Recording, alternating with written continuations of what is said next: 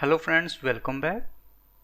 So today we are going to start the most exciting tutorial series, which is Monorepo and the micro-frontends.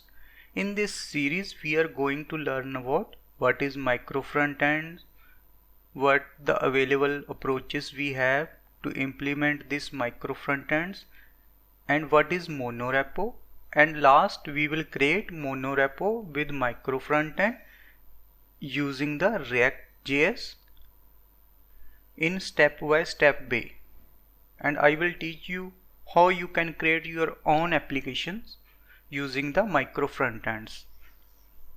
So before starting this video, if you have not subscribed this channel, please subscribe for more upcoming videos, and to get the complete knowledge about Monorepo and the micro frontends, please watch this video completely. Don't skip it in the middle because you are going to miss that highly demand skills in the market. As per my experience, this is the must knowledge for a web developer to know about the Monorepo and the micro frontends. It will really help you in your career. So let's start.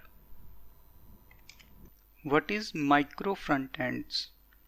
So micro frontends are new pattern where web applications are composed from semi-independent fragments of the application that can be built by the different teams or the same teams using the different technologies or using the same technologies. In other words, the micro frontends, we can divide a single large application into small semi-independent applications, and different teams can work on the different modules of the applications. Let's understand with this diagram. So here we have a one application which is large enterprises level application. In this application we have three separate modules: module app A, module app B, module app C, and this app is managed by team A, and this app is managed by team B, and this app is managed by the team C. The end user will see a single application. How we deploy it? To deploy micro frontends, we have some source control.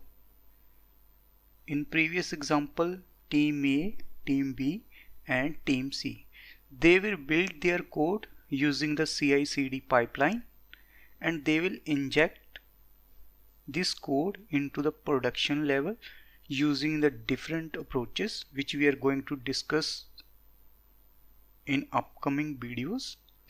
And this single application is used by the end users. In monolithic approach, there are different components A, B, and C. They all together combined into single CI/CD pipeline and run on the production using the build. Let's repeat this one. In micro frontends, different small applications are combined into a bigger application, and different teams can work on it. Next, what is the available approaches to deploy a micro frontend applications? To deploy micro frontend applications, we have two approaches. Either we can using it separate application, or you can say the separate repositories, or the other one is the monorepository development. Let's understand the developing separate application. So in separate applications, in this approach, all the small applications are hosted on the different repositories and they are deployed independently, and this is most flexible way whenever we are working with the multiple teams to deliver a complex application. Like in this diagram, we have application A and application B and C, and there can n number of application. So the team A is working on application A and they will build there and host it somewhere. It can be an npm package or it can be a CDN. Similar for B application and similar for C and similar for any other application. In monorepository approach, all the services and the code base are kept in the single repository. It means we will only create a single repository, single code base where we will commit our code, and that repository is used by the all teams to build the different parts of the application. There are many benefits of the using the monorepository approach. In this approach, we can reuse the code between the applications and it's straightforward. We can set up one CI/CD pipeline into the repo and configure it, and using the third-party libraries are easier in this monorepo.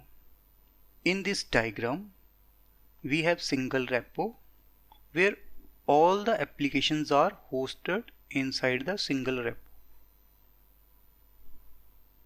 with different folders.